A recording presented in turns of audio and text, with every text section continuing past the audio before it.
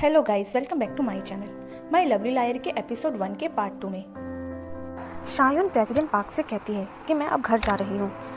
President उसे कहता है कि अगर तुम अभी गई तो लोग कहेंगे फेम ने तुम्हें चेंज कर दिया है, इसलिए थोड़ी देर और ठहर जाओ। शायून कहती है कि मैं एग्जॉस्ट हो चुकी हूँ, मैंने कल से खाना भी नहीं खाया है, मुझे ऐसा लगता है कि मैं फेंट हो जाऊँगी।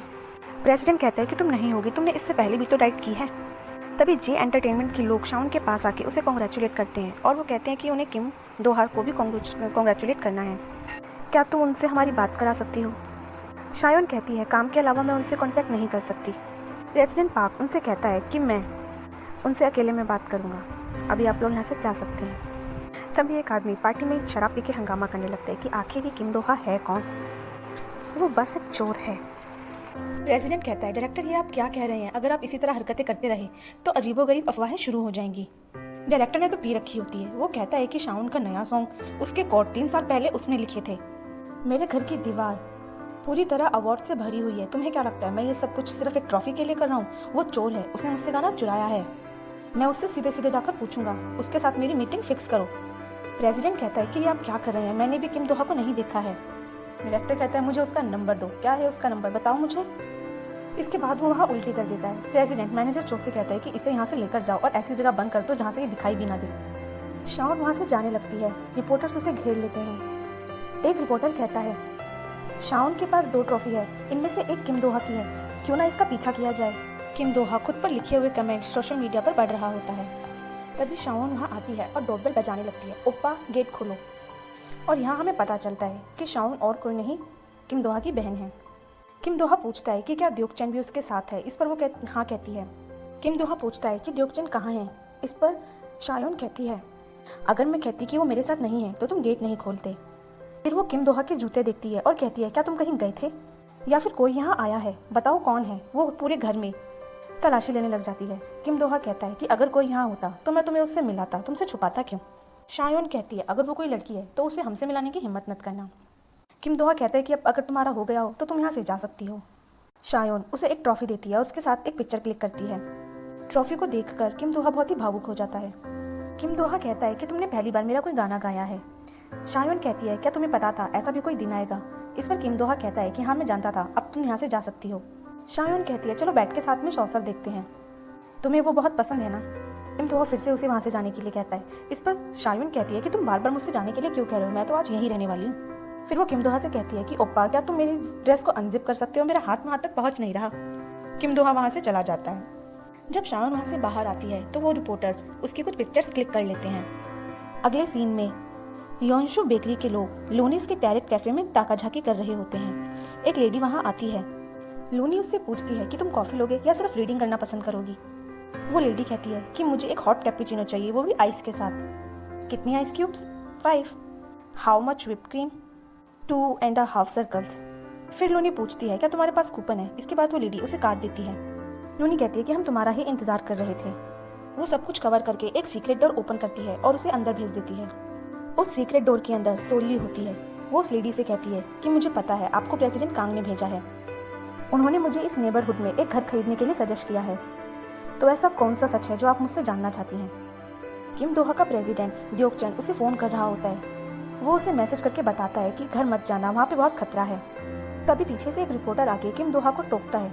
वो कहता है मिस्टर किम दोहा क्या हम 2 मिनट के लिए बात कर सकते हैं, और उसकी पिक्चर्स क्लिक करने लगता है। किम दोहा घबरा जाता है। यहाँ हमें पता चलता है कि किम दोहा का एक पास था जिसमें उसे सबने मर्डरर कहा था। वो एक मर्डर केस में फंसकर बाहर आया था और इसीलिए ही वो कैमरे के सामने आने से डरता था। किम दोहा वहाँ से भाग जाता है। द्योकचन वहाँ आता है और किम दोहा को बताता है कि शायोन की पिक्चर्स रिलीज हो गई है जिस वजह से तुम मुश्किल में आ गए हो। किम दोहा शाओन के बारे में पूछता है। इस पर द्योकचन कहता है कि तुम अपनी चिंता करो, कुछ ही देर में बहुत सारे रिपोर्टर्स घर के बाहर इकट्ठा हो जाएंगे।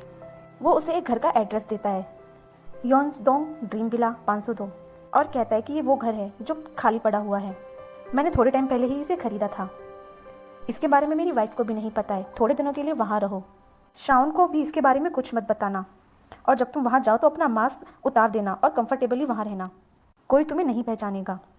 किम दोहा कहता है कि मैं कहीं नहीं जा रहा, मैं घर में ही रहूँगा और अपने सारे खिड़की दरवाजे बंद रखूँगा। इस पर द्योकचन कहता है कि तुम कब तक ऐसा करोगे, मैं जानता हूँ कि उसमें तुम्हारी कोई गलती नहीं थी, जो बीत गया सो बीत गया, अब आगे मूव ऑन करो। द्योकजिन की बात मानकर किम दोहा मास्क और हुडी पहनकर वहां से निकल जाता है। अगले सीन में वो एक लड़की का पीछा करता हुआ दिखाई देता है। नेक्स्ट सीन में सोलही किसी से फोन पर बात कर रही होती है। किम दोहा भी वहां पर आता है।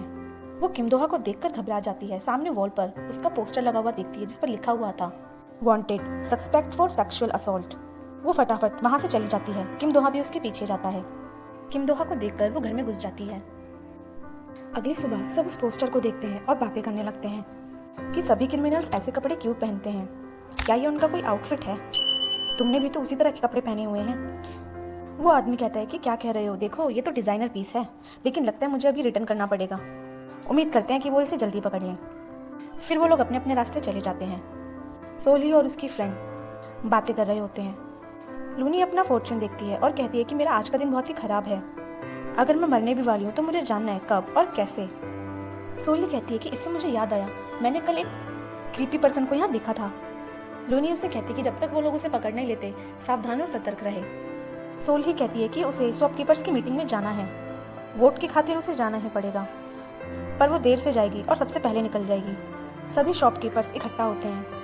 युनचोंग बेकरी वाले सभी को अपना ब्रेड बांट रहे होते हैं कि मैं आज की पार्टी के लिए सबके लिए स्पेशल ब्रेड्स लेकर आया हूँ। उसमें से एक लेडी कहती है कि ये तो बचे हुए ब्रेड्स हैं, ले लो भाई।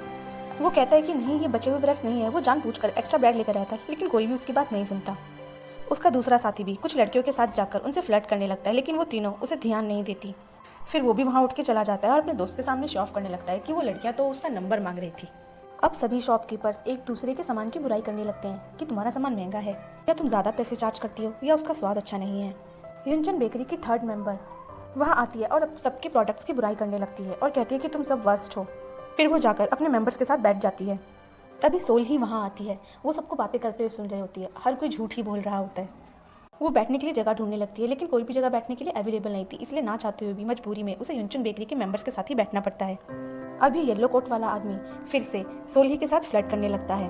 वो कहता है कि तुम कितनी सुंदर हो, तुम तो इस दुनिया का 8वां अजूबा हो, दिन पर दिन और भी पिट्टी होती जाती हो। उसके साथी उसे चुप करा देते हैं। वो लड़की उससे पूछती है, जब भी तुम्हारी शॉप में कोई आता है तो तुम शॉप बंद क्यों कर देती हो? इस पर सोल्ही कहती है कि कुछ लोगों को प्राइवेसी की ज़रूरत होती है। लड़की कहती है, अगर ऐसा है तो फिर उन्हें डॉक्टर के पास जाना चाहिए ना, वो तुम्हारे पास क्यों आते हैं? तुम एक टेरर रीडर ही तो हो। तुम बस कुछ कार्ड लेती हो, उसे खींचती हो और फिर बकवास करना शुरू कर देती हो कि ऐसा होगा या वैसा होगा। सोल्ही कहती है, शायद इसलिए मेरा कोई फ्रेंड नहीं है। लड़की भी कहती है कि सेम हियर, मेरा भी कोई फ्रेंड नहीं है। तभी शॉपकीपर एसोसिएशन का प्रेसिडेंट माइक में अनाउंसमेंट करता है कि जश्न शुरू करने से पहले मैं सभी को बताना चाहता हूँ, जिस किसी ने भी इस ब्लैक हुड और ब्लैक मास्क वाले मैन को देखा हो वो तुरंत हमसे संपर्क करें और पुलिस को कॉल करें।